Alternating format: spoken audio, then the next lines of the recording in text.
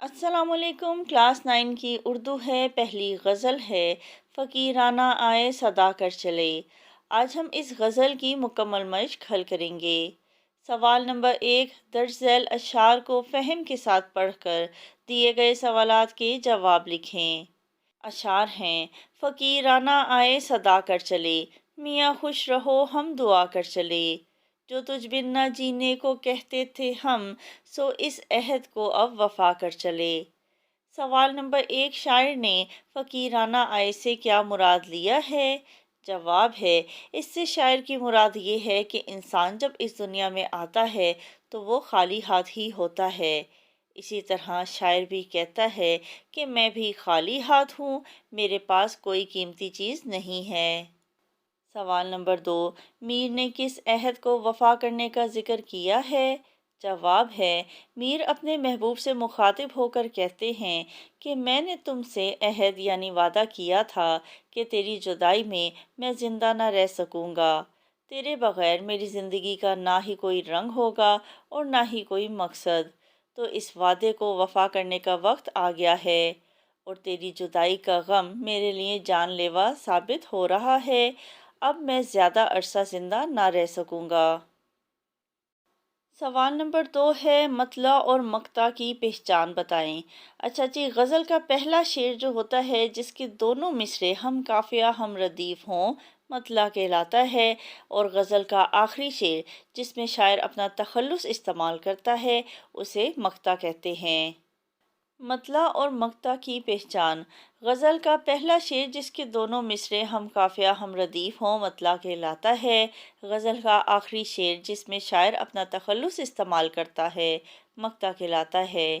میر تقی میر کی غزل میں مطلع مقطع کی نشاندہی کرتے ہوئے ان کے فرق سمجھائیں۔ غزل کا پہلا شعر مطلع کہلاتا ہے، غزل کا آخری شعر مقطع کہلاتا ہے۔ مطلع میں دونوں مصرے ہم قافیہ ہوتے ہیں اور مقطع میں قافیہ اور ردیف برقرار رہتے ہیں، مگر ضروری نہیں کہ دونوں مصرے ہم قافیہ ہوں۔ مطلع میں تخلص استعمال نہیں ہوتا، جبکہ مقطع میں شاعر اپنا تخلص لازمی استعمال کرتا ہے۔ سوال نمبر 3، اپنے درجے کے مطابق موزوں، الفاظ و تراکیب کا استعمال کرتے ہوئے میر تقی میر کے عہد کے معاشی اور معاشرتی حالات پر گفتگو کریں۔ جواب ہے، میر تقی میر کے اجداد نے حجاز مقدس سے ہجرت کر کے ہندوستان اور آگرہ میں قیام کیا۔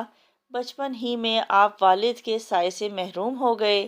سوتیلے بھائیوں کی بے مروتی اور بدسلوکی نے بے حد متاثر کیا۔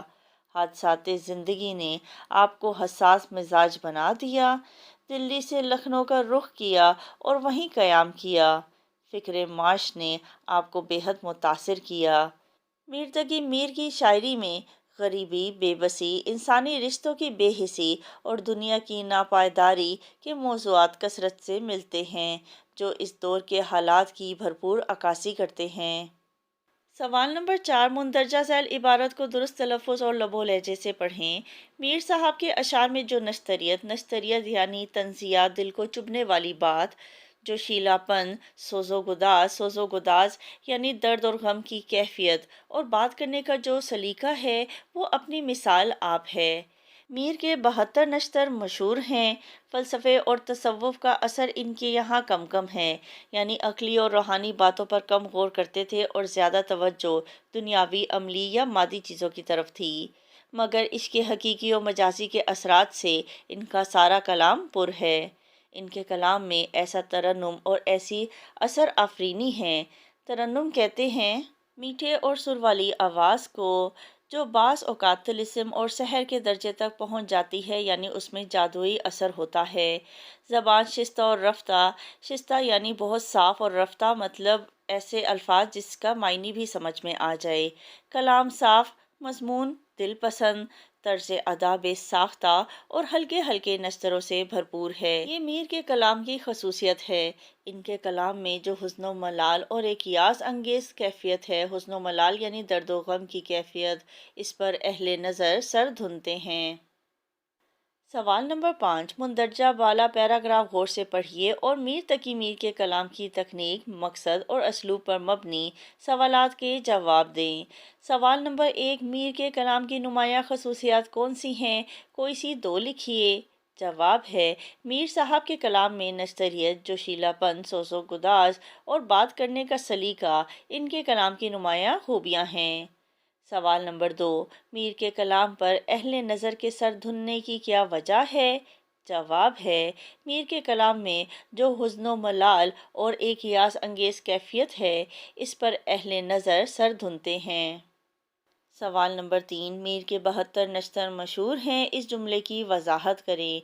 जवाब है, कहा जाता है कि मौलाना हसरत मोहानी ने सरताजुल शोहरा मीर तकी मीर के उन 72 अशार का इंतखाब किया था जो इनकी नज़र में मीर के बेहतरीन अशार थे। ये मीर तकी मीर के 72 नश्तर के नाम से मशहूर हैं। सवाल नंबर 6, मीर के दर्ज झैल शेर पर नज़रसानी प्रूफ ख्वानी करते हुए इमला की दुरुस्तगी करें और शेर दोबारा लिखें। प्रूफ ख्वानी कहते हैं गौर से पढ़कर गलती दुरुस्त करने को। शेर है, कहा मैंने कितना है गुल का सबात, कुल्ली ने ये सुनकर तबस्सुम किया। अच्छा, इस शेर में कितना गलत लिखा है? सबात गलत है, कुल्ली नहीं, यहाँ पे कली आएगा। ये अल्फाज यहाँ पर गलत हैं। इस शेर को हम दोबारा सही से करके लिखते हैं। कहा मैंने कितना है गुल का सबात, कली ने ये सुनकर तबस्सुम किया। सवाल नंबर 7, जमहूरी रवैये के मौजू पर जमात के कमरे में एक तकरीरी मुकाबले का इनकाद करें। 250 अल्फाज पर मुश्तमिल तकरीर अशार और हवालों के साथ लिखें और बारी बारी दीगर तलबा के सामने पेश करें। मोहतरम असातिज़ा कराम और मेरे अज़ीज़ साथियों, अस्सलाम वालेकुम। आज की मेरी तकरीर का मौजू है जमहूरी रवैये, जो किसी भी माशरे के इस्तेहकाम और तरक्की के लिए बुनियादी हैसियत रखता है। जमहूरियत सिर्फ एक तर्ज हुकूमत ही नहीं, बल्कि एक तर्ज ज़िंदगी भी है जो हमें रवादारी, बर्दाश्त, मसावात और इंसाफ का दर्ज देती है। जमहूरी रवैया इस बात का तकाजा करता है कि हम दूसरों की राय का एहतराम करें, इख्तलाफ को दुश्मनी ना समझें और बहस व मुबाहिसे को बेहतरी का ज़रिया बनाएं।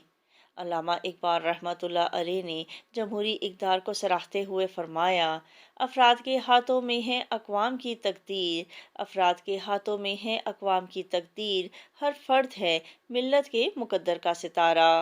जमहूरी रवैये की सबसे बड़ी खूबी बर्दाश्त है।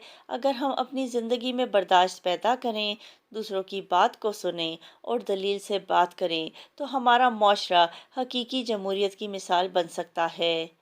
तारीख गवाह है कि वही कौमें तरक्की करती हैं जहाँ लोगों को आज़ादी इजहार राय हासिल हो, जहाँ इंसाफ हो, जहाँ तमाम शहरियों को मसावी हकूक़ दिए जाएं। कुरान मजीद में भी मशावरत और बराबरी पर जोर दिया गया है। तर्जमा और उनके मामलात बाहमी मशवरे से तय पाते हैं। साथियों, अगर हम जमहूरी रवैये को अपनाएंगे तो हमारा मुल्क तरक्की करेगा, लोग खुशहाल होंगे और माशरा अमन व इस्तेहकाम की मिसाल बनेगा। हमें चाहिए कि हम अपने घरों, स्कूलों और माशरती ज़िंदगी में जमहूरी रवैये को फ़रोग़ दें ताकि पाकिस्तान एक हकीकी जमहूरी रियासत बन सके। अल्लाह हमें इस जमहूरी इक़्तिदार को अपनाने और इन पर अमल करने की तौफ़ीक़ अता फ़रमाए। आमीन। सवाल नंबर 8, सनत तलमी और सनत तकरार की एक एक मिसाल देकर वजाहत करें। सनत तलमी एक मानवी सनत है जिसमें किसी मशहूर तारीखी वाक़ये, किस्से या मसले की तरफ शेर में तासुर पैदा करने के लिए मुख्तलिफ अल्फाज में इशारा किया जाता है। शेर में तासुर पैदा करना यानी एहसास और जज्बात पैदा करना। मिसाल के तौर पर, वो नग़्मा दाऊद परिंदों की सदा में, पेराहिन यूसुफ की वो तासीर हवा में।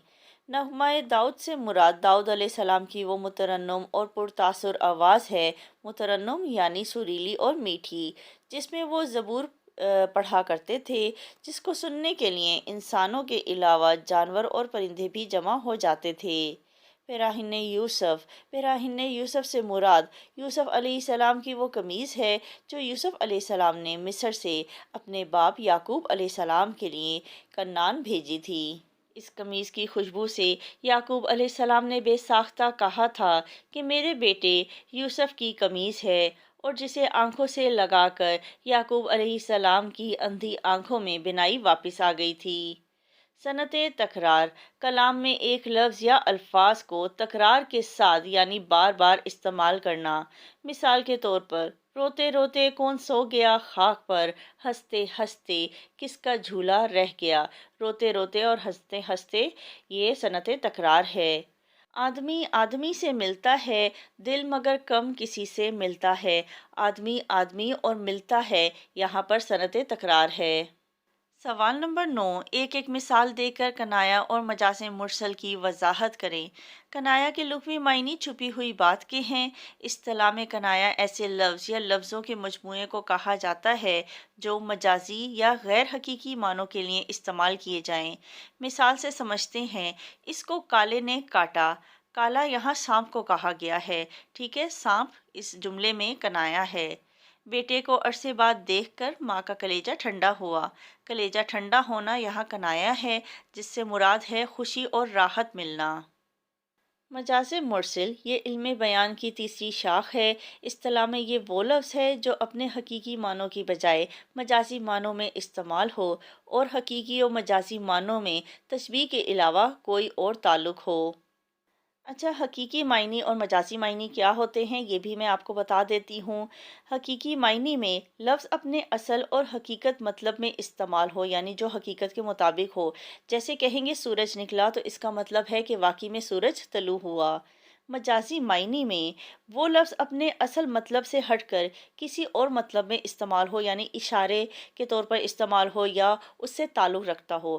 جیسے مثال کے طور میں کہیں گے ہم سورج ہمارے گھر آیا، تو اس کا مطلب یہ ہے کہ کوئی بہت اہم اور روشن چہرے والا مہمان آپ کے گھر آیا۔ اس کا مطلب یہ نہیں ہوگا کہ سورج واقعی میں آپ کے گھر آیا، یہ ہو جاتا ہے مجازی معنی۔ مجاز مرسل کی مثال، خاتون آٹا گوندھ رہی ہے۔ یہاں آٹا اپنے حقیقی معنوں میں استعمال ہوا ہے، یعنی آٹے سے مراد آٹا ہی ہے۔ احمد چکی سے آٹا پسوا لایا ہے۔ یہاں آٹا گندم کے معنوں میں استعمال ہوا ہے، یعنی آٹا تو نہیں پسوا سکتا نا، بلکہ گندم پسوائی گئی ہے تو آٹا بنا۔ تو یہاں پر آٹا پسوانے کا ذکر ہے، آٹا مجاز مرسل ہے۔